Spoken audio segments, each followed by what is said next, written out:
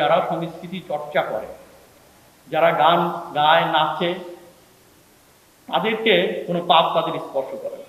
দেশে যেরকম মাদক, মাস্তানি ইত্যাদি তরুণদের মধ্যে ঢুকে গেছে, এখান থেকে মুক্ত হওয়ার জন্য সাংস্কৃতিক কর্মকাণ্ড বাড়ানো দরকার। এটা কেবলমাত্র বিনোদন নয়, এটা হচ্ছে সমাজ পরিবর্তনের হাতিয়ারেও পরিণত হয়। সাংস্কৃতিক সংগঠন গড়ে তোলা দরকার, স্কুলে স্কুলে, কলেজে কলেজে, বিশ্ববিদ্যালয় বিশ্ববিদ্যালয়। নতুন প্রজন্মের হাত ধরে অরণির যাত্রা শুরু হবে এবং এখানে অরণির কাছে প্রত্যাশা সাংস্কৃতিক কর্মকাণ্ডটা তো খুবই জরুরি ব্যাপার।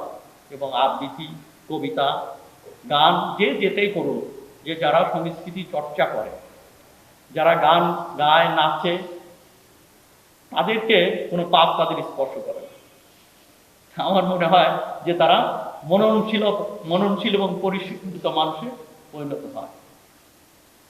দেশে যেরকম মাদক, মাস্তানি ইত্যাদি তরুণদের মধ্যে ঢুকে গেছে, এখান থেকে মুক্ত হওয়ার জন্য সাংস্কৃতিক কর্মকাণ্ড বাড়ানো দরকার। Walton Switch, stylish and elegant.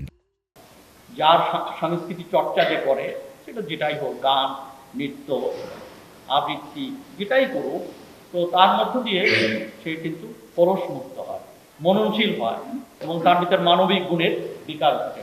অতএব যারা সংস্কৃতি চর্চা করে, তা এটা বাড়ার দরকার। কেবল অরণি নয়, আরো অসংখ্য সাংস্কৃতিক সংগঠন গড়ে তোলা দরকার, স্কুলে স্কুলে, কলেজে কলেজে, বিশ্ববিদ্যালয় বিশ্ববিদ্যালয়। এই ধরনের সংগঠনের মধ্য দিয়ে এক ধরনের জাগরণ তৈরি, সামাজিক জাগরণ তৈরি হয়, মানবিক জাগরণ তৈরি হয় এবং এই কর্মকাণ্ডের মধ্য দিয়ে সমাজকেও স্পর্শ করে এবং প্রগতির ধারা। এটা কেবলমাত্র বিনোদন নয়, এটা হচ্ছে সমাজ পরিবর্তনের হাতিয়ারেও পরিণত হয়, যুগ পরিবর্তনের হাতিয়ারে পরিণত হয়। আমার মনে হয় সাংস্কৃতিক কর্মকাণ্ড হওয়া দরকার।